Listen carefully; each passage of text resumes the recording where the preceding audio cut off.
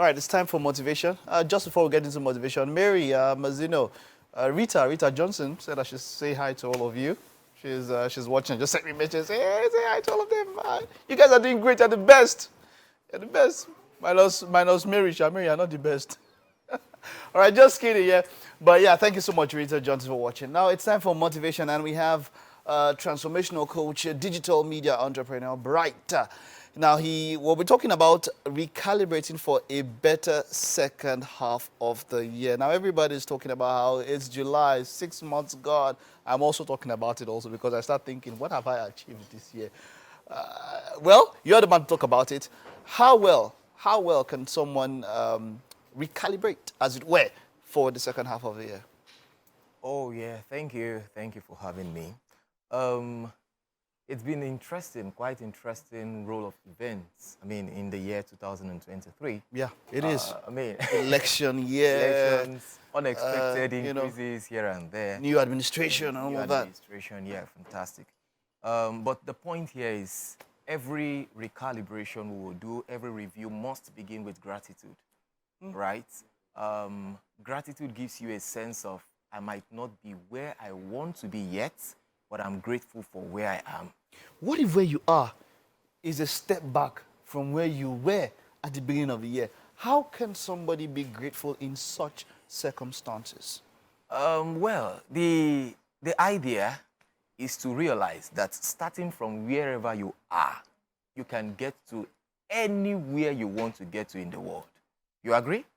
That beginning from right here in this studio, you can get to anywhere you want to get to in the world. It might take you time, all right? It might take you more time than necessary, but you can still arrive at your destination.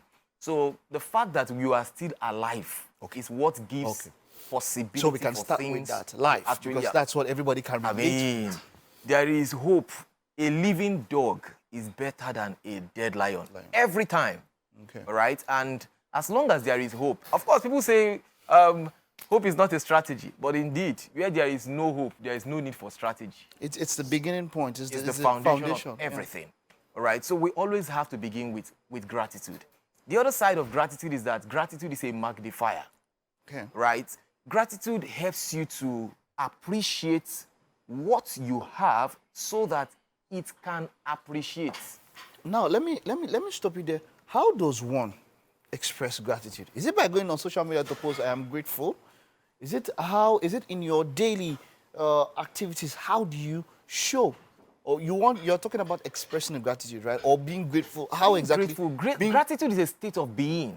Okay, it's a state of being. State of being. So you don't. So how do you express it? Does it need to be expressed? And how can it be expressed? Well, yeah, you can celebrate it. You can do all of that. But the most important thing, honestly, is the effect it has on your sense of being.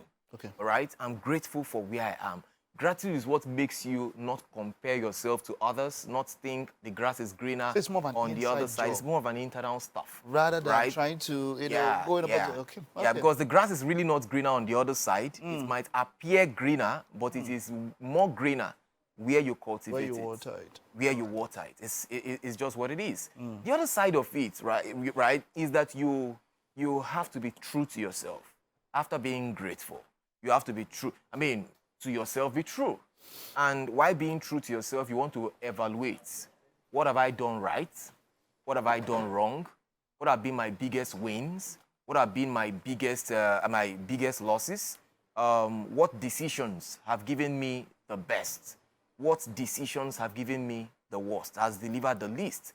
You want to major on the major and minor on the minor. All right? You want to ask yourself, regardless of the challenges, regardless of my losses, what lessons have I learned?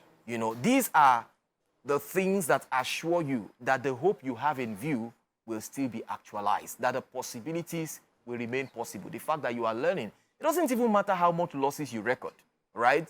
As long as you've learned your lessons, you can, leap over centimeters, meters, kilometers, miles. Do you understand what I'm saying? I understand you. Just by reason of the lessons, the wisdom that you have gained, right?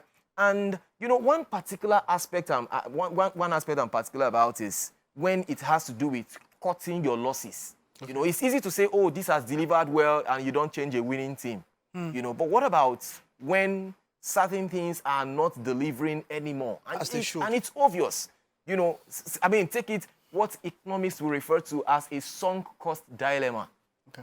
Maybe there's been a project that you had so much expectations around, and then you've invested so much, and yet you have come to a point where you realize that this is a hopeless situation, right? It's not going to deliver on anything. Unfortunately, what people do is they are so emotionally attached to that, you know, investment that they forget the aspiration and start concentrating on recovering their losses.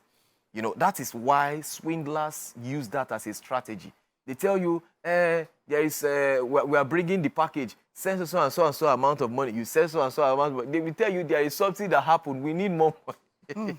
You know, and people just keep, you know, because falling for this over and falling over for again. all of that. All right. But generally, if you notice that certain things are not working anymore or are not delivering, at some point you should be able to tell yourself, this is hopeless and I need to cut this off. You see, they say, you know, there's this thing, and I always say, there's always a caveat to everything. They say winners don't quit. There's some things that you need to quit to focus on the things that are working. Yeah. Interestingly, yes. Someone said that sometimes the best way to win is to know when to quit. You have to quit something. Very interesting, yes. So when someone says winners don't quit, that thing is not... Quitters win.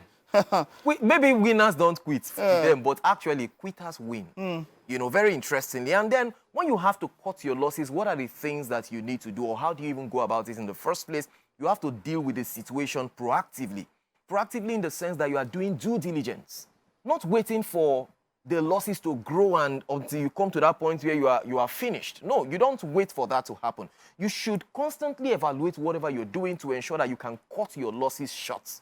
Right? Secondly, you want to deal with it logically instead of dealing with it emotionally. Like I said, people just get caught up in, you know, trying to recover their losses or ensure that whatever they are doing delivers eventually, that at the end of the day, I mean, they have lost the 99 while, you know, chasing one. Right? So, right. Yeah, Bright, okay, this is wonderful. I enjoy talking to you. I'm looking forward to having you much more this month. And this is something that might not just end once. Let's take it over the month and talk about how to make sure that 2023, the rest of 2023, will be the best. Thank you so much for coming. Definitely. All right. Thank you too. Okay. That's it. Hope you're able to pick something there also. You can cut off. For me, that one is a major one for you. Know when to quit. That's it for motivation. We'll take a time out now. Stay with us. We'll be back in a bit.